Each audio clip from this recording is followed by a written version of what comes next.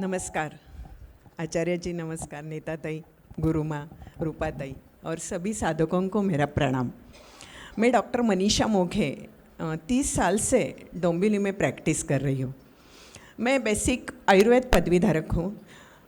Practice करते समय मेरे मन में जब भी पेशेंट लोगों को दवा देते थे वो ठीक होते थे, फैमिली डॉक्टर होने के कारण बहुत सारी समस्याएं लेके वो मेरे पास आते थे, तो मुझे लगता था ये ऐसा क्यों हो रहा है। दवा तो देते हैं फिर बार बार बीमारी क्यों होती है, उसके वजह कुछ तो कारण होएगा। आयुर्वेद सीखा था तब योग एक है, अष्टांग योग है, इतना छोटा सा मालूम था। तो सब लोगों ने बोला कि तभी विदेश में योग का प्रसार हो गया था, तो और बोलते योगा थेरेपी वर्क होता है।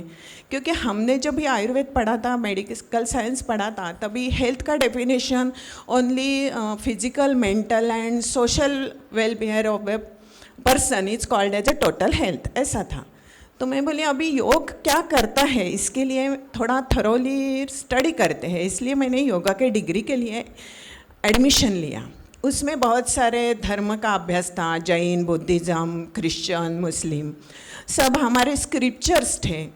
पतंजलि योग सूत्र था, गरुड़ संहिता था, सब में ऐसा आता था। मैंने पढ़ाई तो किया, लेकिन उसी टाइम हमें ऐसा समझा कि WHO जो जागतिक आरोग्य संगठन है, उन्होंने अपने हेल्थ के डेफिनेशन में जैसा पहले होता था फिजिकल, मेंटल एंड सोशल, उन्होंने स्पिरिचुअल वेलबींग ये भी ऐड किया था।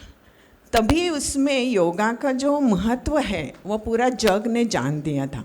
तो पतंजलि योग सूत्र में एक शक्तिपात योग करके आता है, तो तभी पतंजलि योग सूत्र में सिर्फ 2 लाइन में उसका उल्लेख है। एग्ज़ाम के टाइम में हम लोग ऐसा कुछ नोट्स में लिखते हैं, वैसा 2 दिन लिखते थे, लेकिन वो समझता नहीं था। 2010 में मेरा कंप्लीट होने के बाद मैंने बहुत सारे डिस्कोर्स किए, किधर किधर ज्ञान लेने के लिए मैं गई, लेकिन वो मुझे कुछ समझा नहीं। सभी जगह ज्ञान तो मिलता था। एक मेरी सहेली बोली कि अंतर्योग करके संस्था है, तो उधर सिर्फ रेफरल से मिलता है, उनका महीने में एक बार साधना दिन होता है, तो तू आ सकती है क्या? तो मैं बोली हाँ। तो मुझे याद है 2019 का मई महीने का उनका साधना डे का शिविर था इंजीनियरिंग कॉलेज के महालक्ष्मी के इधर, और अचानक ऐसा हो गया, मेरा लक अच्छा था क्या मालूम नहीं, लेकिन उस दिन वो पूरा साधना भी हुआ, ज्ञान सेक्शन भी हुआ भगवद गीता के ऊपर वगैरह, और शाम के टाइम में गुरुजी ने साधना ली। वो साधना अभी मुझे बोलते समय भी रोंगटे खड़े हो गए कि वो मैं कभी ज़िंदगी भर नहीं भूलूंगी। इतना साल से मैं जो खोज रही थी कि क्या है, वो उसी दिन मुझे महसूस हुआ। वो जो अनुभूति है मैं बता नहीं सकती, लेकिन वो हम लोग खुद जानेंगे तो उसका आप अनुभव अभी भी कर सकते हैं। तो मेरी खोज यही ख़त्म हो गई कि मैं जो ज़िंदगी में ढूंढ रही थी, यही वो आचार्य जी है जो मुझे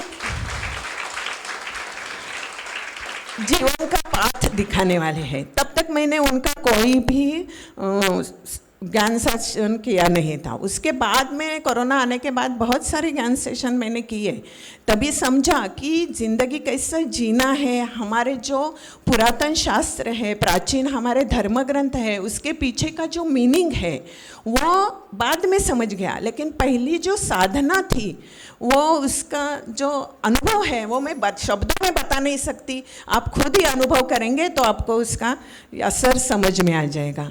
धन्यवाद गुरुजी, हमारे सब प्राचीन शास्त्रों को आपने हमारे लिए अच्छी तरह से अलग ढंग से खुला किया है, और हमारे ज़िंदगी में अच्छा ये देने के लिए बहुत बहुत कोटि कोटि धन्यवाद। हमारे भारत देश के लाखों लोग साइंस ऑफ हीलिंग की दिव्य साधना में सहभागी होकर अपने मेडिकल रिपोर्ट्स में अद्भुत सुधार का अनुभव कर रहे हैं। शारीरिक स्वास्थ्य, मानसिक शांति, स्वयं की रोग निवारण शक्ति की जागृति, ऐसे अनेक लाभ पा रहे हैं। मैंने अस्पताल नहीं खोला है, आप हील भी हो जाओगे, तो आपके रेफरल को ये मत बोलना कि यहाँ ठीक होता है इसलिए आना। साधना करने आना, नरसिंह नारायण के लिए आना, जो बाधा है वो अपने आप चली जाएगी।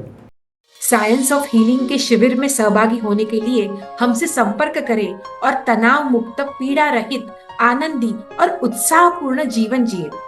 ऐसे अद्भुत अनुभव देखने के लिए हमारे YouTube चैनल को आज ही सब्सक्राइब करें और बेल आइकन दबाएं। चलिए हम सब आचार्य उपेंद्र जी के साथ मिलकर भारत को स्वस्थ समृद्ध राष्ट्र बनाते हैं। जय हिंद।